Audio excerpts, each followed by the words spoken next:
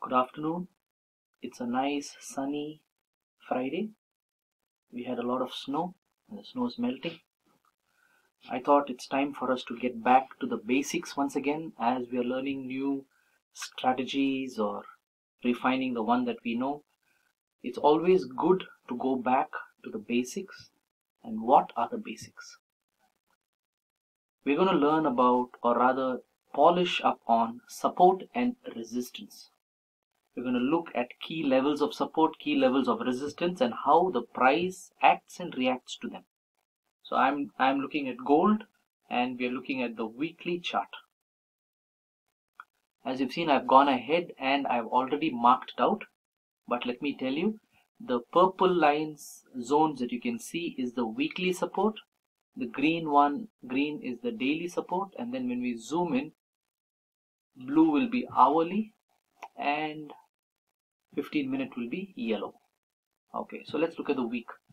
So the week, as we can see, it made a low. It tried to come up, and then it made a higher high here on the 2016, right?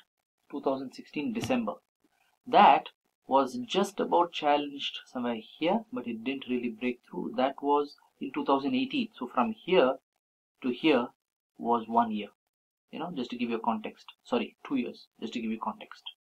So 2 years, the highest it was in those 2 years was this 1357.12. Okay, let me just put an indicator that shows the magnified, so that we can at one glance see there you go.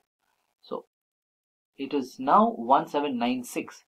It was 13, right? So it's $400 more. Okay, anyway, so then we begin something very interesting. We begin a climb that begins on the 8th of December 2018, right? And multiple touches again on 11th, 8th of December, no, sorry, not 8th of December, it was the 12th of August, 30th of September, 11th of November, 19th of what is the 5th month? May, 19th of May 2019, next year. And then the next time it comes back and tests this zone is 2020, 1 year later in March. Okay, and then it just leaves, right? Why? COVID. You'll remember COVID. And look, because gold is what you call it's a safety metal. They put money into it when things are going crazy in the world. It reached an all-time high for the moment of 2000. Okay, all-time high of 2000. As you can see, all-time high it reached, right? All-time high. When was that? That was in the week of in August 2020, when vaccine news was starting to come out, and it started steadily dropping, right? But it just didn't drop completely. You have to understand, if I were to make this bigger, it didn't just drop randomly. Okay, it dropped, it touched here, right? And then it broke through.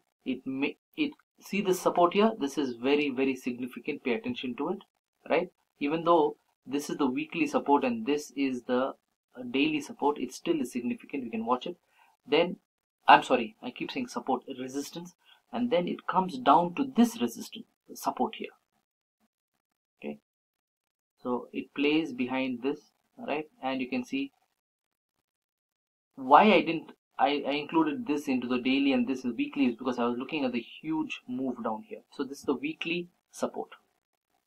Okay, let's look at when it came to the weekly support. The first time it came there was 2021 7th of March, right? It briefly touched there on 28th of March to come back again on the 8th of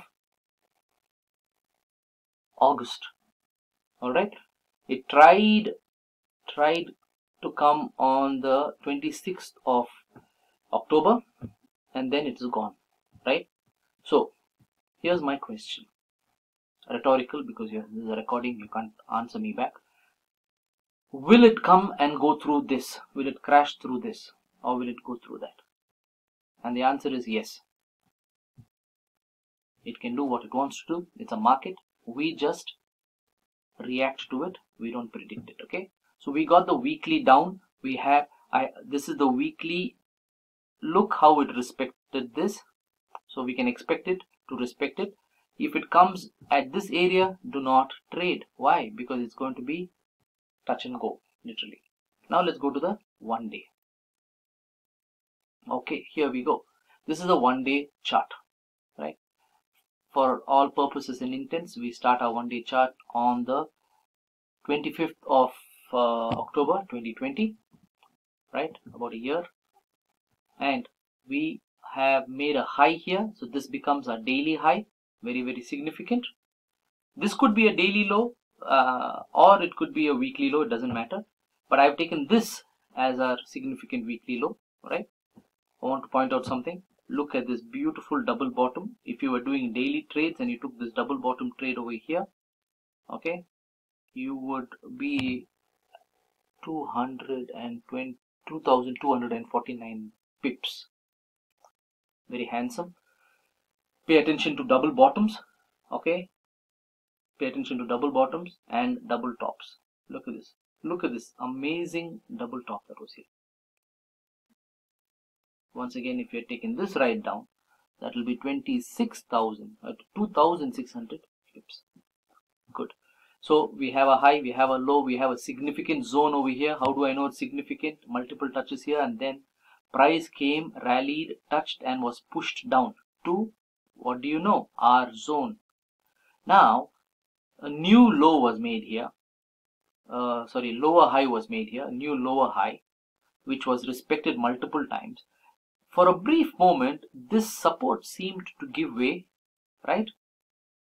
But it pulled back up almost immediately. You can see that, right? So this is a 1 day. So it was 1 day candle. So this candle in 1 day it ranged, let's see, 700 pips, and then it pulled back and it went back up again. So the second time so this could be actually a significant, let me just go ahead and mark it out because of this. So over here it came back. Now we are in a double bottom right now, right? We are in another double bottom right now. So which is, I believe it will go up, but let's, so that's the daily. Now let's go to 1 hour. Let's go to 1 hour. Okay, so in the 1 hour, I'm not the reason I've kept this blue here because in 1 hour I didn't mark out anything. The blue is for the 15 minute. Let me just make it. There you go. As you can see, I didn't mark it out too much. So the reason I put this blue here is because of these multiple touches here. Now these were breakouts, but they came back up. But you see here, these multiple touches and this. That's why I put the blue here. I could have put it there, but obviously it's subjective. So this is the 1 hour chart, right? In 1 hour, you can see that it respects the daily zone. It respected it, and it's moving up. Let's go to 15 minute. All right, here we go. Now this is our staple chart. After this, we'll go to 5 minute. So you can see in the 15 minute, it has still not reached the 1 hour blue. It's not reached the 1 hour blue. Okay, it's on the way. So what I've done is I've just marked out this one here, this zone here, and a zone at the bottom, right? And then we'll go to 15 minute. There you go. So this is where we are at. This is where we are at. So it went up here and it got rejected. Now it's going to try again. So I just wait now. This triangle was broken through here, but it was not it was a fake breakout. So a new breakout is happening.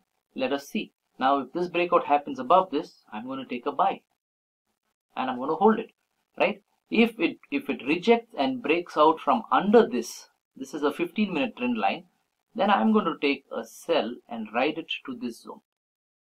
Now the chances of it riding from here to here are very low for the simple reason that it took multiple touches here. See this now. On the 4th of November, then all of this was in the 4th of November, and then it left, right? So we'll see whether it will make it down. So it took how many days? Not days, how many candles? How many candles to make it up here? 79 candles. So we'll see. So anyway, so that is the analysis. So what's the takeaway from this analysis? Alright, what's the takeaway? The takeaway is simple. We identify the zones. Now we sit and wait. We sit and wait, right? We wait for it to crash through the zones and we do a continuation trade or a reversal trade depending on how it goes. Continuation is when it continues up in this trend. Reversal is when it reverses down from the trend, right? So right now, a 1 hour trend is up. 15-minute trend is up. 5-minute trend is up. So we wait. So I hope this brushes up some of the cobwebs out of your head and you once again understand support and resistance. We have to do this for everything. We have to do this for NAS. We have to do this for US 30. I have a NAS trade going right now. As you can see, I have taken a position here. I'm using a free indicator that I found called Sonic. It plots the origin of the trade and it plots the as it's going. And over here on the left hand side, you can see the $10 profit. And this is the previous trade. It shows you what was the profit in the previous trade. So basically, if I scroll back, it will show all the trades that I took. As you can see, minus 67, plus 103, minus 32, plus 16, plus 7.